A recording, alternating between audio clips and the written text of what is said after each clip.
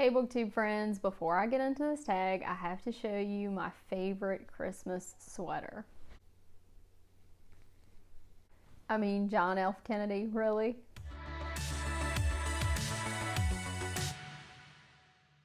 So today I wanted to do the philosophy of reading tag, and this was created by one of my favorite booktubers, Brandon's Bookshelf, and he is the unofficial philosophy expert for this little corner of booktube. So if you haven't checked out his channel already, please remember to do so. Question 1. What's most important, a good character, plot, or message? For different books, it's different things. When I'm looking for a psychological thriller, I'm really looking for a very fast-paced, twisty-turny sort of plot. But with literary fiction or even historical fiction, I really like to see characters that I can relate to, or characters that I can fall in love with, or a character that shows growth and development over the course of the novel. And then with nonfiction, a lot of times I am looking for a message. So I think we go to different books for different things. Number 2, should one read books about ideas or opinions they disagree with? I think so. I used to be the debate coach at our school, and the students always had to prepare for the affirmative and the negative. They always had to have those pro and con arguments ready. When you understand the counter arguments and the challenges to your position, I think that really gives you a great foundation and a very solid basis for your beliefs. And I do believe that this is one of the things missing from our society right now, particularly with social media and just media in general. I think we have a tendency to surround ourselves with messages that just affirm what we already believe. And so some people have a really hard time even considering that there might be an opposing viewpoint, or even being empathetic to someone else's circumstances. So I do think that is important. Number 3, as tech advances, what do you think will be the role of books? Well, BookTube has actually given me hope that technology can enhance our reading experience and really elevate the role of books in our society. And I sincerely hope that books, libraries, and librarians do not become obsolete. Number 4, how important are summaries, reviews, and art in your book choosing? Well, at work, I rely a lot on summaries and reviews because it is absolutely impossible for me to go through while I'm doing collection development and actually read all of these books. So I probably read more book summaries and reviews than I read actual books.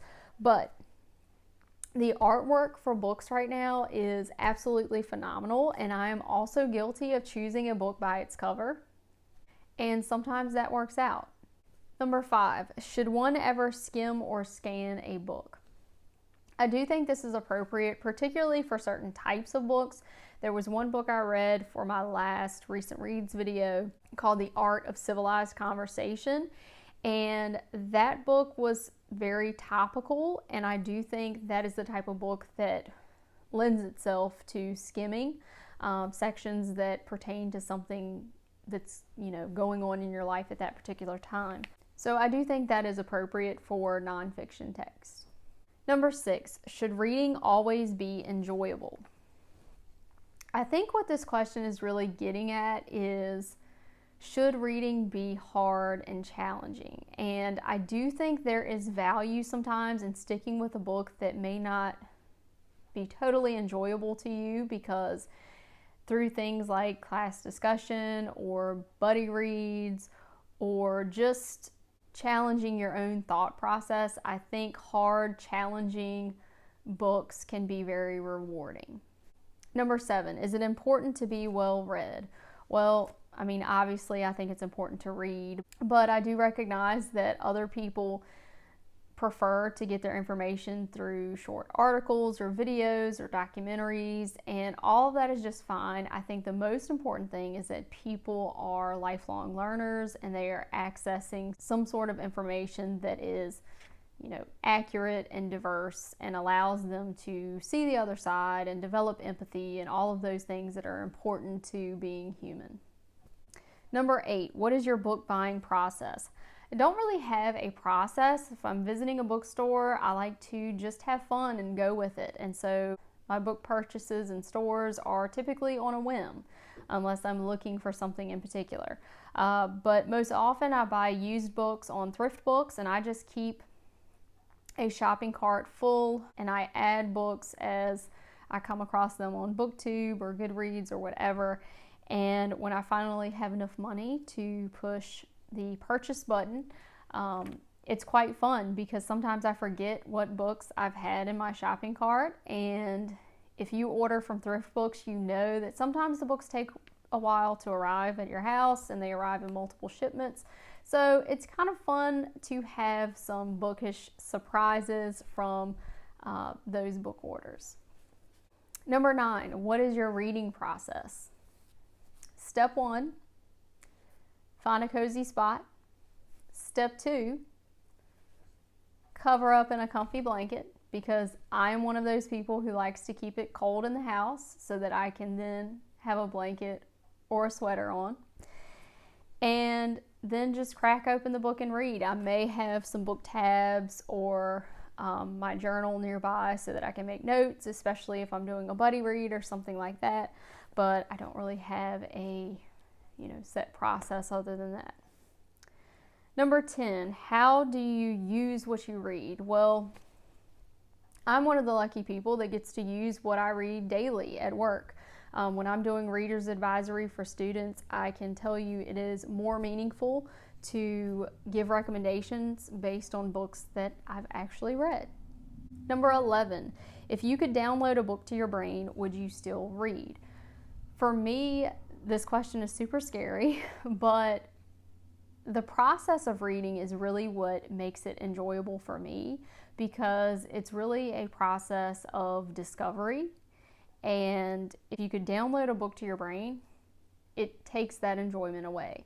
And sometimes I like to go slow with a book and really digest it and let some thoughts and ideas kind of ruminate and reflect on those. And if you just downloaded the book to your brain, I think you would miss out on that whole experience. Number 12, what are your views on rereading a book? I used to never reread books just because there are so many books and you want to read them all, but I have changed my mind on this one a bit, and I have reread a couple of books. And when I reread To Kill a Mockingbird, it made me very emotional. I actually sobbed reading that book, and that was pretty shocking to me because I don't typically get very emotional over books, but I think that as you get older and you bring different life experiences and perspectives to books, I think rereads can be very powerful and enjoyable. So I have definitely changed my mind on that. Number 13, what makes a book good? Well, obviously this is based on reading tastes for sure. But I think this goes back to question 1, because the book, in order to be good, it has to have something of value there, or something that you can relate to, or something that you enjoy. So be it the character, the plot, the message, or the writing style. There has to be something in it for you that is well done. Number 14, what makes a book bad? Again, I think this goes back to the elements of question number 1. If you can't relate to or fall in love with or see growth in any of the characters, if the plot is too convoluted or too slow, if the writing is bad, all of those things can contribute to a book being bad. Number 15, how do you feel about not finishing a book? I used to feel really bad about this, which is why I never DNF'd books. I would just trudge through it. But I don't do that anymore, because if it's not working for you, it's just not working for you. You need to move on. And sometimes it doesn't mean the book is bad. It just means it's not the right time for that particular book. If you're not in the right headspace, if you're too exhausted to really keep up with a very intricate plot or anything too in-depth, you just need to recognize that and move on. And I've recognized that if you don't do that, you can put yourself into a bit of a reading slump and get kind of hung up on a book that is really not providing you with anything of value. Number 16, should the author's personal life matter at all? I'm really going to go back to Brandon's answer. I think he had a really great answer to this question. So if you haven't watched his video, you should definitely check it out. And he talked about the fact that, especially if an author is dead, we can't really hold those people to our current societal standards.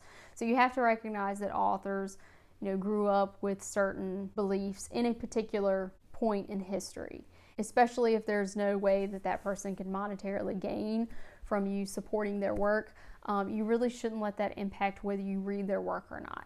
And I definitely agree with that, because I think sometimes reading particular authors from a time period can give you a little bit of perspective about the society and the culture of that era, even if that culture is very far removed from hopefully the progress we've made.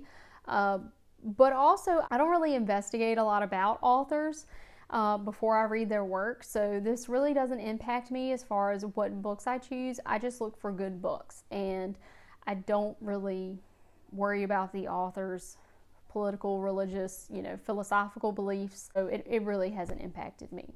But I can understand some people not wanting to financially support authors, and that's totally fine. It's not something that I'm very concerned with. Number 17, if you could only read one genre for the rest of time, what would it be? Brandon, why would you do this? This is an awful question for a booktuber to answer. I mean, come on. Man, this is tough. I think I'm going to have to say nonfiction, though, because then I can read about John F. Kennedy, and also nonfiction is really what made me fall in love with reading and history, so I'm going to go with that. Number 18, do you ever read a book without knowing anything about it? Absolutely. Every time I get a book order at school, I just pick some random books out of the book order and check them out to take home to hopefully read over the next couple of weeks. Number 19, what author, genre, series, or culture can you just not get into, and why? I can't really think of one off the top of my head, because I have a very kind of eclectic and random reading style, so I'm willing to give any genre a chance. Number 20, do you think everyone should read, and why?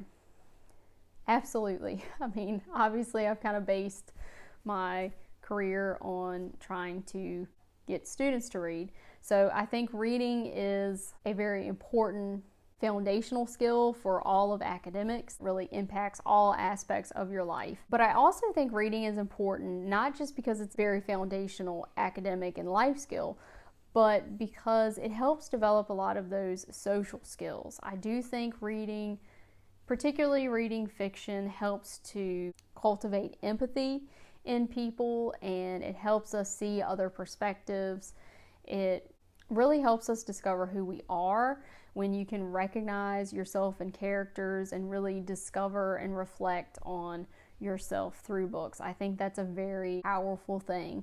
And so, yes, I do think everyone should read, but I recognize that it's not everyone's thing, and there are other ways to develop empathy and practice self-discovery and grow as a person. But for me, it's just my favorite. So there you go.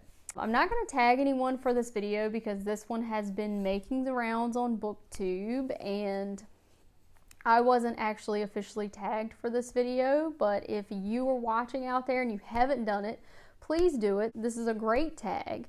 I hope everyone is having a tremendous, splendid, super duper kind of day, and I'll see you in the next one.